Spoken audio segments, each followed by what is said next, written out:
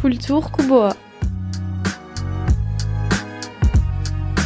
Eta beste liburu badaten aipamena eginen dugu, hor Mai Zubeldiak eleberri berri bat idatzi baitu, baina kantu gintzan aritu baita ere, berari bere burua orkestea proposatu diogu, entzun dezagun. Mai Zubeldia naiz, ziburun bizi naiz, aspalditik, baina onjatorriz Gipuzkoarra naiz, eta irakasle naiz askan, eta horrekin batera zaletasuna baitut musikan eta idatzian eta ara. Pasatuko gira pixkat eleberri hau aipatzea, bakarrik oroitarazteko nola ditzen den zuren azken diskat, duela 2 urte plazaratu zenuena, eta zenbat kantu badiren. Bai, azken diskoak intimitartean zuen izenburu. Hor ere izan baitzen kurutzaketa bat beste artista batzuekin, eskultura mailan Txitxo Agejekin, Josete da Costa, Margolaritza, olako beste artista batzuen obrek inspiratutako kantu frango ateratzen baita disko hortan. Beaz, intimitartean zen, hori 2015ean plazaratu genuen. Eta beraz bere azken eleberriaz mintzatzeko para izan dugu, baina bere azken diska, intimitartearen kantu bat ere, Mujer de vientre seco, bere azken eleberriarekin lotua den kantu bat entzun dezagun. Mujer de vientre seco, cuánto lloras ahora, cuánto lloras, te quedarás sin lágrimas por haberme perdido, por haberme mentido.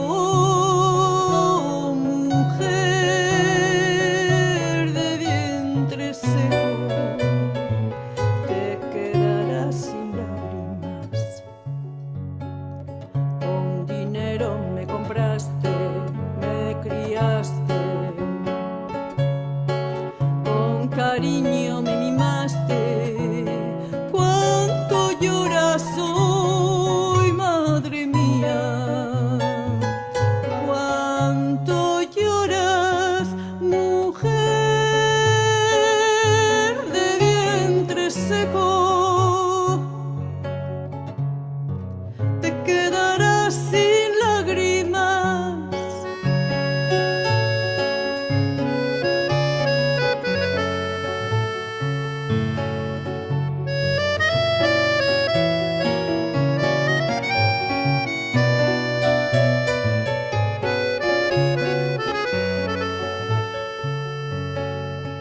Otra mujer lloró mucho también cuando le dijeron que había yo muerto recién salido de su vientre caliente.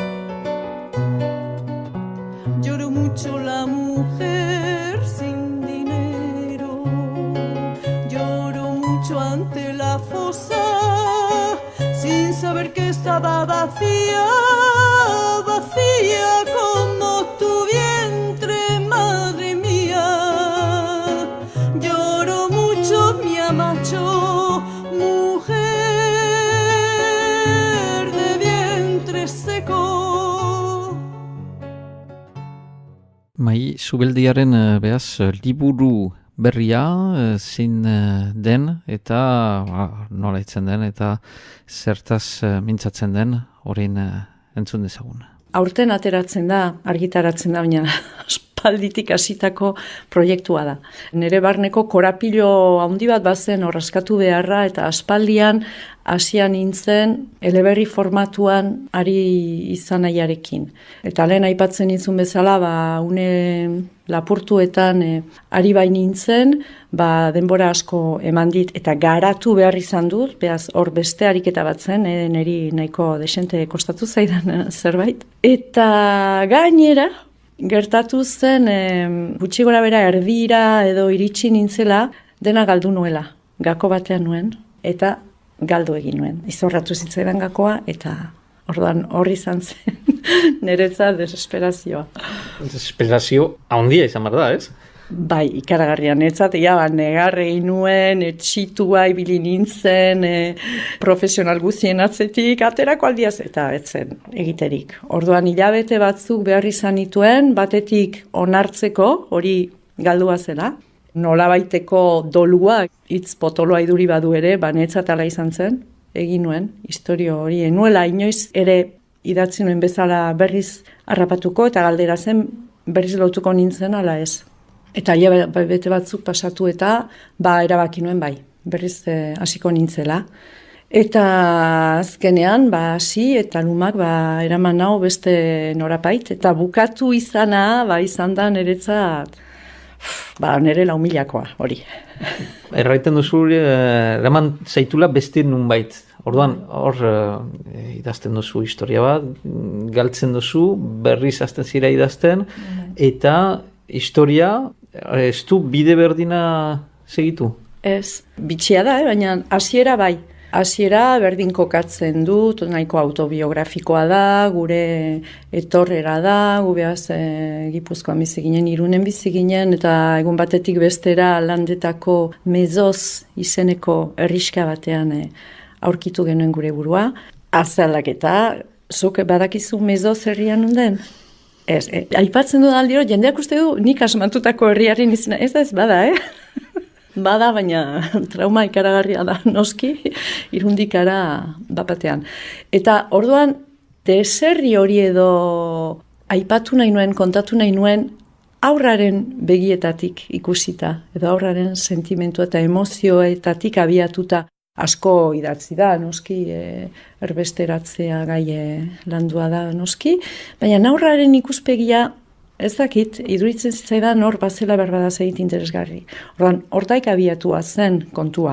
Eta beraz, hola hasten da, oso nahiko autobiografikoa, baina noski beti bezala ez da interesgarria jakitea nik ze bizi izan dudan. Interesik izango badu da, agian oi hartzun egingo duela, beste inorengan, edo beak bizitako edo ezagututako giroa bilatuko du, euskal giroa, garai hartan, oraindik Franco garaia zen, guk alde egin genuenean. Orduan gure familia testu inguru hortan moldeatutako familia gira, gure kodekin, gure balorekin, eta noski hango egoera arrun bestelakoa, eta egokitu beharra, eta nola egokitu ginen, desberdinki, gainera familiako bakoitza bere modura.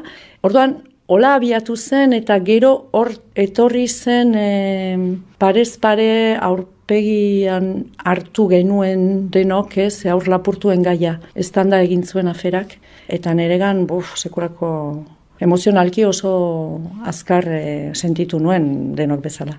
Eta kasualitatez edo hasi nintzenean pixkat irakurtzen, ateratzen ziren artikuluak gai horren inguruan, konturatu nintzen, trafiko horretan adar bat bazela, landetaraino iristen zena. Klinika bat ere bazela landetan eta akitzen eta beraz. Eta nire aizpagaztena han sortua da, landetan ginelarik. Orduan, hortikan hasi zen beste bide bat hartzen, hor fantasia parte bat sartzen aur horrek egiten dituen bere amets bidaiak deitzen dituenak, eta hor topatuko da beraz historia txikia, jende xumearen historia, beste historia larri eta latza, berak inundikan kudeatzen ez duenarekin, eta hori hor erdian dago, bere rekortxoekin alduen bezala ateratzen. Aurrean ebatxien historia aipatzen duzu, agian oroitarazteko entzule batzuk, agian ez dute ongi gogoan, zer pasatu zen? Gertatu zena zen, Franco garaian erditzera zijoazen emakume batzuei, batez ere republikar familitakoak, edo abertzale, edo emakume pixka galduak, edo bakarrik ziren emaztei eta sinetxarazten zitzaien aurra sortu eta hil zela, eta aurrori, bat ere hilaetzen aurrori, ematen zen oso frankista on eta txukunen familiei haiek az ditzaten aurrak. Orduan, hasieran ideologikoa izan zen joku hori, gero poliki-poliki urteetan bilakatu zen trafikotxoa, negozioa. Serorak hortxe ziren Eliza hor parte handia dauka, historia horretan. Eta biziki ongi antolatua zen beraien historia, eta omen zen beraz adar bat landetaraino, Espainia guzian zen, eta bazen landetaraino adar bat beraien sistema, eta jakin behar da, 1980 urteak bitartean iraun duela historiak. Historia pixkat latzak, gogorrak dira, izenburua lehenik liburuarena, eta gero pertsonai neska horren izena, eta bere bizitza arruntiluna alda, edo ez? Izenburua deserria haurtzaro, ez? Haurtzaroaren ikuspegitik, ez? Hola bizi baitu haurrorek. Gaztea txikia izanik, 6-7 urte izanik ere, oso barnetik bizi baitu, oso argi du, bera ez dela mundu hortakoa. Eta noski ez daki, berak, noiz arte egongo den, ze bertatuko den, horrek Ana du izena. Ana kanpotik ikusita oso aurre alaia da, eta egokitzen da aurrek egokitu behar dutelako. Ez dutelako beste aterabiderik. Baina barnetik baditu bere gogoetak, bere galderak, eta ez dago gustura herri hortan, ez dago bere tokian. Eta zaila da, zure tokian ez egote hori, aur batentzat zaila da. Azkenean salbatzen duena, edo laguntzen duena, eta nik aitortzen dut, nik nire baitan dudan aur hori ere ala ari zait. Bizitza hau nahiko ilun edo mundu hau nahiko ilun ikusten dudanean, banoa nerea egitera edo nerea asmatzera edo nere mundutxora. Eta Anak ere ala egiten du, bere mundutxoa. Etorkizunari begira, beste eleberri bat buruan, balduzu, naiz eta denbora agian beharko duzu, benan... Bai, badago, beti ari naiz. Orduan gero zertan edo nola, baina beti ari naiz zerbaitean. Ikusiko dugu hau nola zebide egiten duen, baina bai, segidari bada. Mila esker. Zuei, mila esker zuri, Mikel. Gaurkoan beraz, bi liburu aurkeztu ditugu, biak badutela lotura bat, haurtzaroan deserrian, hor Mai Zubeldiak aipatu dena, Tala Zitadel, baina bi ikus molde desberdinetatik, beraz, gonbidatzen ditugu gure entzuleak historia horiek deskubritzea, eta gehiago jakitea gure iraganaz nola ez. Baina, aktualitatea kulturalari, beraz, azken show bat egiteko, herri urratz aipatu duzu lehen, eta hori izanen da gure asteburuntako hitzordu nagusia, ez dala? Hori da, guretzako eta milaka euskaltzarentzako hitzordu nagusia, senpereko aitziran bezala, maiatzak 14 igandearekin, eta beti bezala, antolatzaileek programa oso ederra eta zabala prestatute euskaltzaren gozamenerako, hala Gipuzkoa gunean dantzak izango dire nagusi, baina Arabagunean musikaz blai mugituko dire bertara iritsiko direnak eta talde anitz izanen dire, baina noski izen handi batzuk aipatu behar ditugu, Anje Dualde, Zea Maiz edo aurtengo herri urratseko kantuaren egile den Kentzazpi taldea bertan arituko direlako. Eta pixka bat lotua dena, beraz hor maiatzaren 12 Euskaraz bizi eta heziketa batzordeek antolaturik Kikamonari zen mintzaldia izanen baita Larzabalen arratzeko 8 eta denen artean Euskara biziaraz dezagun gaiaren inguruan izanen dela mintzaldi hori. Maiatzaren 10 eta 20 bitartean, Errobiko Mediateken Euskarazko Festivala, Elepika Festivala iraganen da. Aga, biga, iga, itzaldi kontzertua, Lumi taldearen kontzertua, Zonbitak etxugaua, Arraina ikusgarria, animazio frango, Elepika Festivalakari, ustaritzen, itxasun, kanbon. Maiatzaren 12 ere hor bidarteko Beheria antzokian Ateisa teatro konpainiak Fakiu deitutako azken antzeslana aurkeztuko du arratzeko 8:30.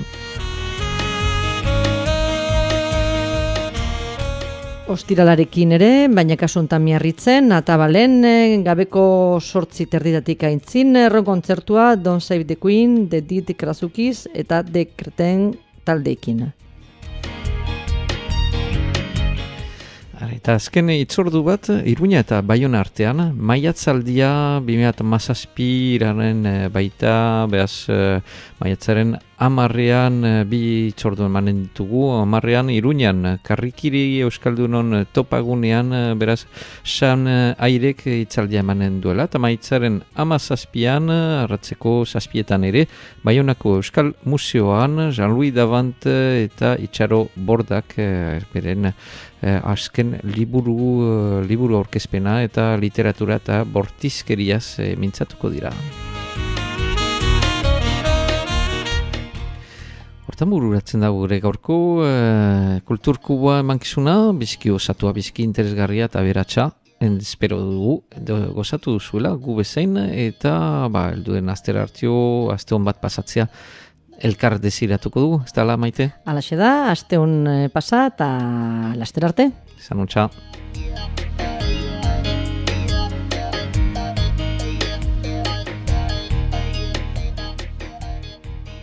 Radio Kultura